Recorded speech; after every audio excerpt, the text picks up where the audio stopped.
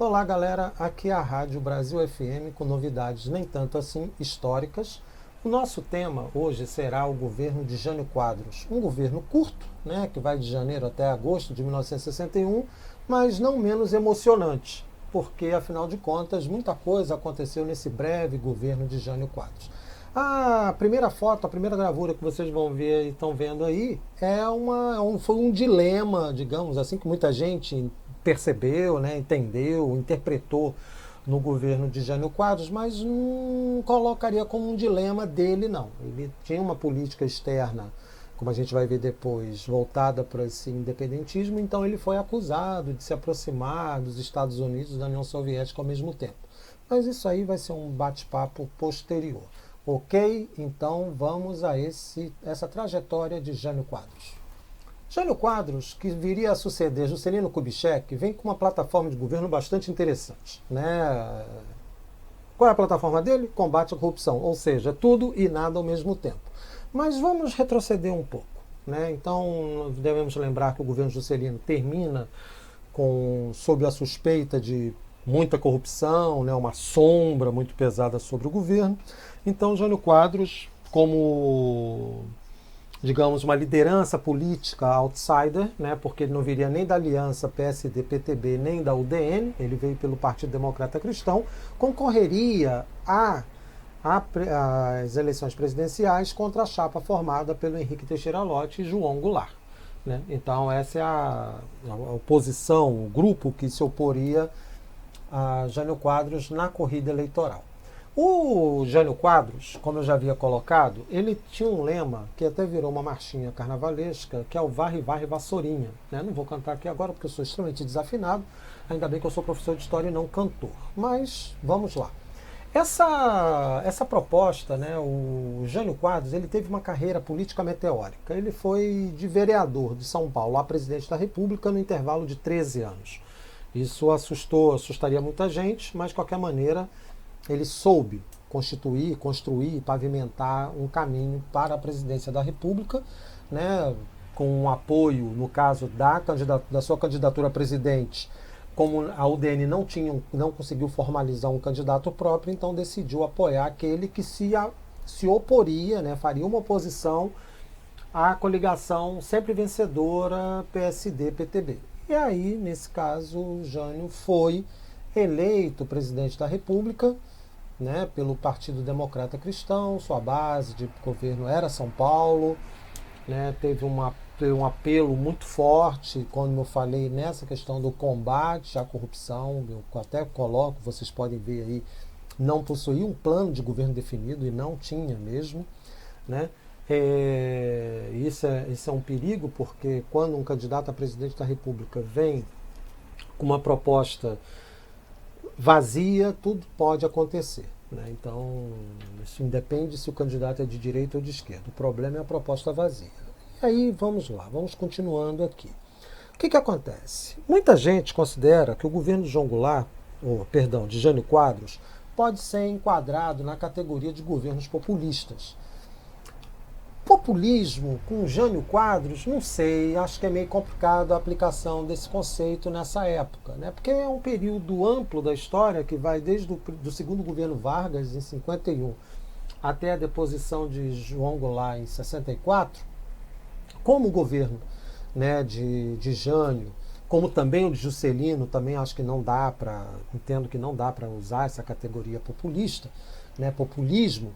Então, assim, está presente no contexto, mas defini-los, rotulá-los como populistas, tanto Juscelino quanto Jânio, acho meio perigoso. Mas, de qualquer maneira, ele vai usar um carisma, né, vai usar do seu carisma para conquistar apoio político, para ter uma postura, ter um apoio maior das classes, principalmente classe média, algumas classes populares mais influenciadas pelo conservadorismo católico, então não tanto influenciadas assim pelo sindicalismo. Então esse é o movimento, é o cenário que está desenvolvendo aqui, está acontecendo aqui nesse momento.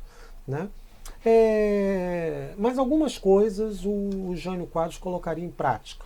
Como eu falei, é um governo bastante interessante, né? Tem algumas medidas extremamente polêmicas, não listei aqui para que vocês leiam, mas é só para vocês terem uma noção. O Jânio Quadros baixou decretos, por exemplo, proibido o uso do biquíni nas praias brasileiras. Gente, você está versando sobre um assunto que, sinceramente, é de foro íntimo, é uma escolha privada de quem quer usar biquíni. Né? E aí ele proibiu, dizendo que isso era um atentado à moral, aos bons costumes. Então esse discurso é um discurso muito problemático. O outro, para evitar que principalmente os mais pobres, né, gastassem dinheiro com outras coisas, decidiu proibir as rinhas de galo. Ou seja, vocês estão vendo que algumas das medidas elas são muito mais, como já diria o César Maia, factoides do que propriamente ações políticas concretas. Agora vamos à concretude das suas ações políticas. A primeira coisa foi, justamente, né? A primeira coisa é o modo de falar, porque está presente aqui, então, a política de austeridade. Ele vai adotar uma política de corte de gastos públicos. O termo gasto público é um termo abrangente, indefinido e muito confuso. O que é gasto? Gasto é você desperdiçar. Agora, se você está investindo, está utilizando os recursos em educação, saúde, segurança, né, geração de emprego, isso não é gasto, isso é investimento. Né? Mas, de qualquer maneira, você vai ter uma menor participação do Estado, ou seja, o Estado vai diminuir a sua capacidade de investir, de utilizar dinheiro arrecadado dos impostos em políticas públicas, em ações voltadas para a economia e para a sociedade. Qual é o objetivo dele? Obviamente, estabelecer um maior controle da inflação. Nós temos que lembrar que o governo Juscelino Kubitschek legou para a sociedade brasileira inflação elevada, decorrente de um endividamento público assustador por conta da construção de Brasília. Então, havia a necessidade, até para evitar um aumento, uma situação de caos social, né, caos político-social. Então ele vai estabelecer políticas de controle da inflação. O problema é que política de controle da inflação sempre leva a penalizar determinados setores da sociedade, justamente os setores menos protegidos economicamente e principalmente pelo Estado. E ele vai adotar também uma política de livre cambismo, ou seja, a flutuação de moeda estrangeira, do valor da moeda estrangeira, seria marcada ou definida pelo mercado. O problema é que um país com uma economia fraca, com altos índices inflacionários e elevado endividamento público, faz com que a moeda estrangeira se torne um porto seguro para investidores e aí, consequentemente, haja uma elevação do seu valor, encarecendo principalmente o preço de alimentos, que naquele momento muitos eram importados e, como eu falei, quem vai sofrer mais com isso será justamente a classe mais pobre. Né? Então esse é o cenário aí que nós temos do governo de Jânio Quadros. Antes de nós passarmos para, né, as outras slides, só esclarecer que, por exemplo, essa SUMOC é a Superintendência de Moeda e Crédito, ou seja, um órgão responsável pelas políticas referentes ao crédito e ao câmbio, certo? Aí vocês vão ver agora umas outras fotos, né, da posse de Jânio, aquilo que vai criar um celeuma terrível quando ele resolve condecorar Ernesto Guevara de la Serra, simplesmente Che Guevara, com a Ordem do Cruzeiro do Sul, mas isso dentro daquilo que eu falei da política externa independente, tá bom? Então vamos lá. Aí, depois de vocês terem visto algumas fotografias, e no final dessa apresentação vou colocar as manchetes dos jornais quando da época da sua renúncia. Então vamos lá. As políticas adotadas, como eu já havia antecipado, né, as políticas adotadas pelo governo Jânio Quadros, elas serão extremamente prejudiciais à classe operária, à classe trabalhadora. Por quê? É um grupo assalariado. Consequentemente, nós temos que lembrar que os salários no Brasil sempre foram muito baixos, então qualquer flutuação econômica era extremamente prejudicial, aumento de inflação, aumento do dólar ou de outra moeda estrangeira, né, que implicava, por exemplo, no aumento da alimentação, então isso seria aumenta os gastos dessa classe, ou seja, reduz a sua capacidade de compra.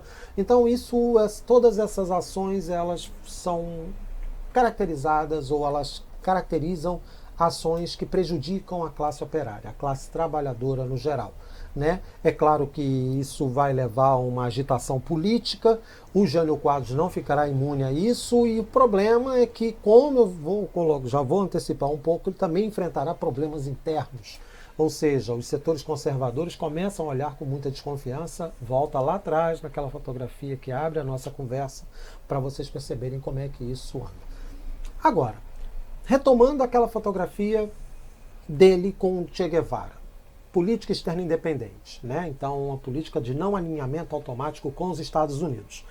O Jânio Quadros, nesse caso, ele foi ousado, né? Porque a tendência dos diferentes governantes latino-americanos era justamente estabelecer, a exceção, obviamente, nesse período de Fidel Castro, né, em Cuba, seria fazer esse alinhamento com os Estados Unidos. Estamos num contexto de Guerra Fria, de um mundo bipolar, né? Então, essa bipolaridade poderia ser resolvida ou por um acordo entre as potências ou tomando lítio, né, para evitar ou ansiolíticos, né, para evitar essa bipolaridade. Uma piadinha sem graça, eu sou péssimo também em contar piadas, né? Mas de qualquer maneira, havia já desde Bandung em 56 um movimento de países não alinhados, ou seja, países que afirmavam, né, e afirmar não significa necessariamente fazer, que afirmavam uma postura não alinhada com as superpotências. Então se formariam em um terceiro grupo que tratariam dos seus assuntos,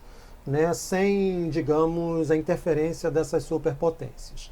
O Jânio Quadros, embora não fosse signatário desse acordo, porque ele assumiria a presidência da República depois, né, ele vai adotar os ditames, as diretrizes desse não alinhamento. Tanto é que o gesto de condecorar Che Guevara com a Ordem do Cruzeiro do Sul está exatamente dentro dessa política de não alinhamento, né? Claro, pagaria um preço terrível, imensos por conta dessa atitude, mas de qualquer maneira ele adotou isso. E é onde a gente entra com esses problemas internos.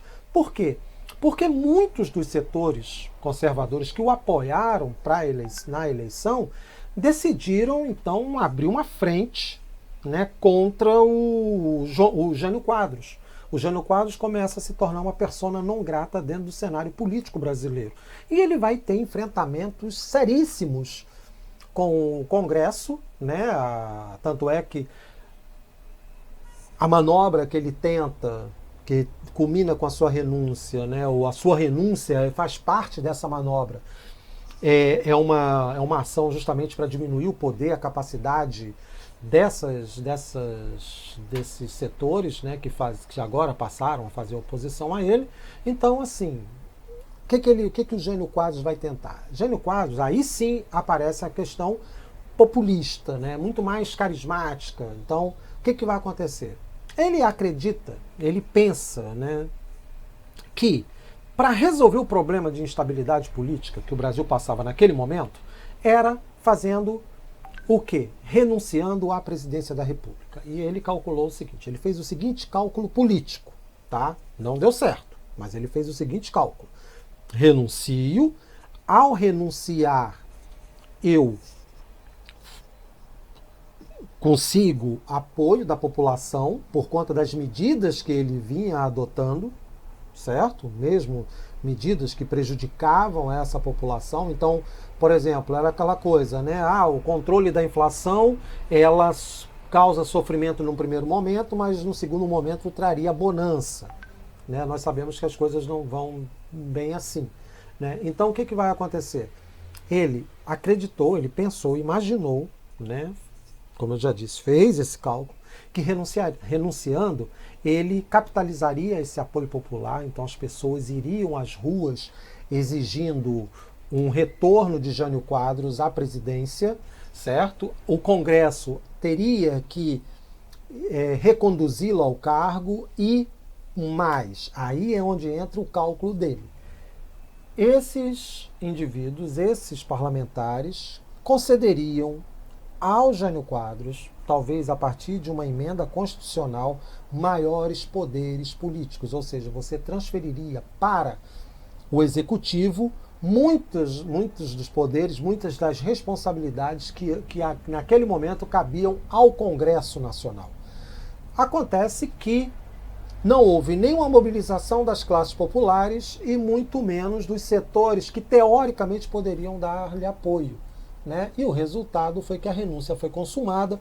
Isso criou uma quizumba porque o vice-presidente, o João Goulart, né, que já havia sido vice de Juscelino Kubitschek, ele era nesse momento também vice de Jânio, e aí por conta das características das eleições, né, já conversamos sobre isso em outros momentos, mas não custa nada. Antes você votava no presidente e votava no vice-presidente, então candidatos de chapas distintas poderiam compor o governo, né? O João Goulart estava numa viagem oficial à China.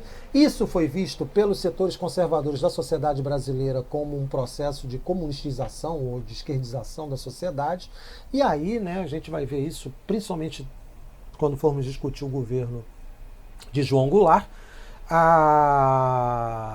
Como houve, né, uma mobilização por também de diferentes setores da sociedade, capitaneados aí por setores militares nacionalistas e pelo governador do Rio Grande do Sul, Leonel Brizola, de uma rede de legalidade que obrigaria o Congresso a empossar João Goulart como presidente da República.